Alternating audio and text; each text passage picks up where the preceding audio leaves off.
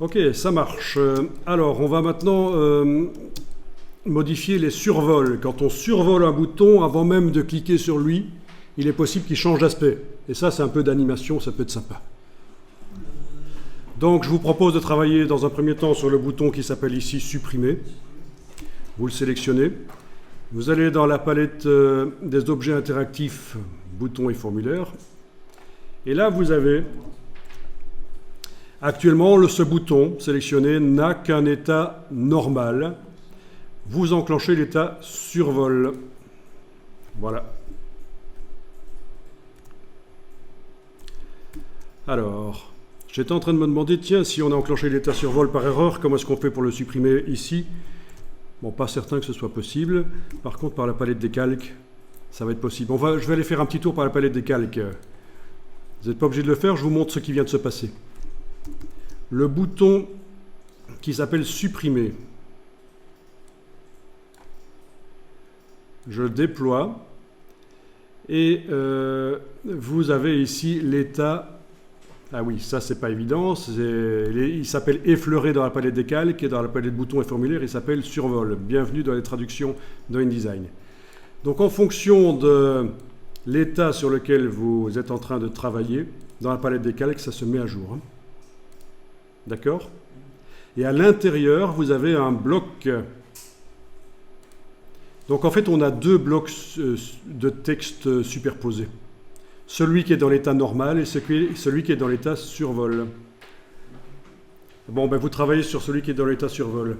Bon, je vous ai dit tout à l'heure que vous n'êtes pas obligé d'aller dans la palette des calques, mais allez-y quand même. Et ouvrez l'effleurer ici. Et sélectionnez l'objet qui est à l'intérieur de cet état effleuré. Ça va, vous suivez? Donc je travaille sur le bouton ici. J'ai enclenché dans la palette boutons et formulaires l'option survol qui s'appelle effleurer dans la palette des calques. Dans la palette des calques, j'ai déployé le bouton supprimer et j'ai déployé pour voir ce qu'il y a à l'intérieur de l'option survol. Et je sélectionne le bloc texte qui est à l'intérieur de ceci. Donc, rappelez-vous, si c'est un bouton avec survol, on a deux blocs texte identiques superposés. Et on est en train d'accéder à celui du survol ici. Eh bien, vous allez pouvoir faire quoi? Par exemple, changer la couleur de fond de ce bloc. À la place du gris, je vais mettre du rouge. Comme ça, quand je vais le survoler, normalement, il va se transformer en rouge. Ou autre chose, du jaune. Du jaune, ce sera bien, parce que je n'ai pas encore de jaune dans la palette ici. Donc voilà, nouvelle couleur. Alors encore une fois, je vais agir en prévoyant que je dois modifier les choses par la suite. Cette couleur que je suis en train de créer dans la palette nuancier, pour le fond là, du bloc, la partie survol, cette couleur, je vais la nommer, elle sera uniquement pour cet objet-là. Donc si je veux la changer, je ne devrais même pas aller chipoter dans les boutons, je changerai simplement la couleur dans le nuancier. Donc on va dire que c'est survol du bouton supprimer. Alors au niveau de la couleur, je vais mettre une espèce de jaune, voilà.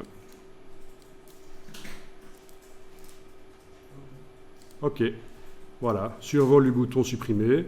Il est bien jaune. On va les tester dans l'aperçu. Fenêtre, objet interactif, aperçu de l'interactivité.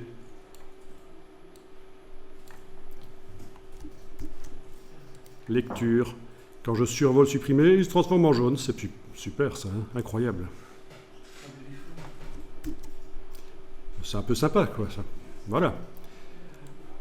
Et donc, si je veux modifier la couleur de survol, la couleur du fond de bloc quand je survole, sans même qu'il soit activé, je peux aller double-cliquer sur la couleur ici et normalement ça devrait fonctionner. Voilà, je vais plutôt le mettre en orangé. Voilà, ça marche. Et donc dans l'interactivité aussi. On se facilite la tâche comme ça.